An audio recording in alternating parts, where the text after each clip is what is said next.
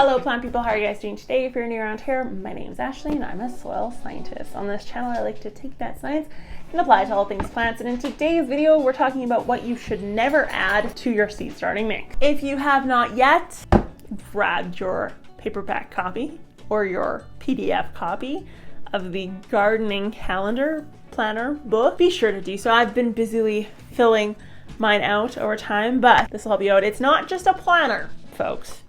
It is a seed planner, garden planner, combined with a soil workbook. So I make you guys actually do things with your dirt, make it less dirt and more actual, useful, productive soil and all that fun stuff. So it's a little bit of everything, and it has, like, obviously your regular old day planner in the back. I keep on forgetting to mention that, but yeah, they're over on Amazon or Etsy. There's a bit of a paper shortage right now. I know that sounds totally insane, but it's a thing. And so the lead times keep on getting longer and longer on the book. So if you want them, be sure to pick them up sooner rather than later. Today's video, we're going to talk about what you should never add to your seed starting mix. Let's jump into it. So one of the first things that you should never add to your seed starting mix, in my opinion, is any sort of mycorrhizal fungi, rhizobium bacteria, kind of all that fun stuff. And it's not because it harms the plant. It's because managing those in a very tiny closed system can get messy very, very quickly, especially if you're a beginner gardener. I would much rather prefer you to actually start your microbial additions at the time of transplanting. And I have a video coming out, or it's already come out depending on how I decide to schedule things, that shows, if you guys, I have a Patreon. If you want to watch the videos way sooner before they even touch the actual YouTube live version, Patreon is where you actually watch this stuff. Or my blog. Randomly, I will just sneak a video into a recent blog post, and it sits there for like a month or two before it actually goes live on the channel. I've filmed this stuff way in advance. So this is an option right here. This is endo, ecto, rhizo, and beneficial bacteria. It is literally a little miracle product here.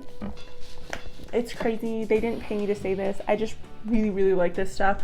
But yeah, so this here is an option but that would only be added at the time of either transplanting or preferably at the time of bumping up. So when we're bumping the seedlings up from their little tiny cells to an actual single plant container. So that's one thing you don't want to add. The second thing we want to avoid is compost. Now, there are some exceptions to this rule. That exception is very compost, because technically speaking, it's more of a manure than it is a compost.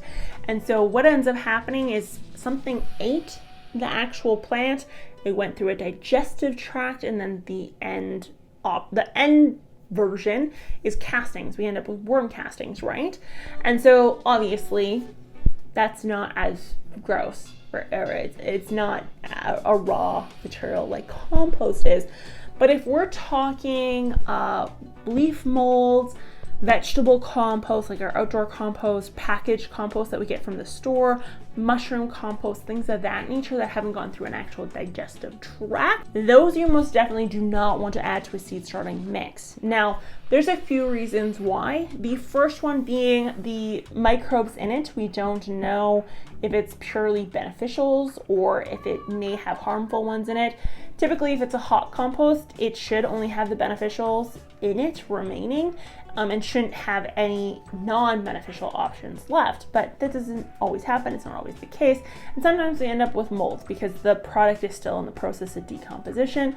So we end up with a little bit of a furrier soil, only because the soil is doing what it's meant to do and what we kind of stopped it from doing before packaging it up and then shipping it to your house before you used it in your seed starting mix. But the real reason why I urge you not to use compost, or to at least run a test with compost, is due to two reasons. The one being allelopathic tendencies of plants, which we'll discuss here, and the second being carbon and nitrogen sequestration. So actual reduction in carbon and nitrogen being available to said seedling. So when we look at allelopathic tendencies, we're looking at plants' natural ability to suppress the germination of seeds. Sounds complicated, but ultimately it's something that very naturally happens in the world around us. Mother Nature has designed plants to be selfish and to preserve themselves. So what will tend to happen is if a leaf, or when a plant grows, it loses its leaves, the leaves fall at the base of the plant, and that's remineralized into the soil, then ultimately used as nutrients. But the time frame between the remineralization of the actual biomass that has fallen off and it being used for nutrients is that it leaves this leaf litter layer, or partly decomposing layer, which typically looks like compost. It's our humic layer, our humus that tends to stick around at the top, the OM layer. And in that OM layer, we have the potential for that plant to emit a chemical substance that's very naturally occurring that suppresses the growth or suppresses the germination of any other little seeds that have fallen in that area. And this is natural because the plant doesn't want competition for nutrients, water, or sunlight. And what ends up happening is if we use compost that hasn't been fully degraded or isn't degraded enough and still has some of these natural chemicals present, we could very well be suppressing much needed germination in our actual seeds. So that's why I like to aim for straight coconut coir or straight peat moss when seed starting. Very, very important to try to avoid that potential. Now, if you're dead set on using a leaf molded compost, whatever the case is, with your plants, trying to save money, rage against the machine, anti-capitalist, I get it. But what you need to do is you need to do a little test plot subject and maybe put some seeds that are of no value to you or ones you don't really care if they germinate or not, put them in there and test it. If the plants grow in that compost, it's likely just fine. Like if you end up with 80% germination rate, that's about the norm. If you end up with 50-50, then it's cause for concern. It may be signifying a potential allelopathic response within the compost. Or if you end up with no germination or weird looking germination, that's a sign that it's way too new for you to yet continue on with the process. So the next thing is carbon nitrogen ratios. So when microbes are decomposing compost, they are sucking up and nitrogen or carbon in that system to fuel the fire for decomposition. What ends up happening is that reduces the carbon and the nitrogen available for the plants. The microbes kind of hog it all, take precedence on that resource. And so if we bump up or we transplant into a compost soil mix for our seedlings, we potentially are starving our plant of something or two of the major macronutrients a plant needs to grow, carbon and nitrogen. So the best way to counteract this is to not use carbon and nitrogen directly in the potting soil we're using for transplants and seedlings. You are better off, again, doing that test to see how the plants do in that scenario. There, again, a plant that you don't care about, see how it transplants into it, see if you notice reduced rates of growth compared to your other plants, and then make the call based on that.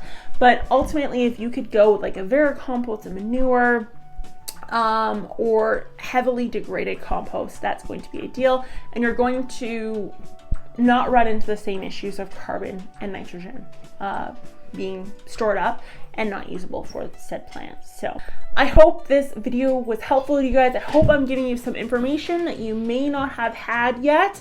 That's kind of my goal with this channel, is to use science and give you just things, debunking stuff that people do all the time.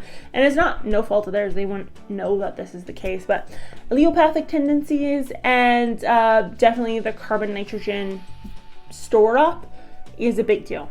It is a big deal, and it ultimately will reduce the growth of that seedling and could result in things like blight, or rot, the bottom rot that we always see, very commonly in tomatoes and peppers and that sort of thing, blossom end rot, that sort of thing, that could all be contributed back to poor seedling health or poor seedling development in a space that lacks certain nutrients. So just a fun fact there.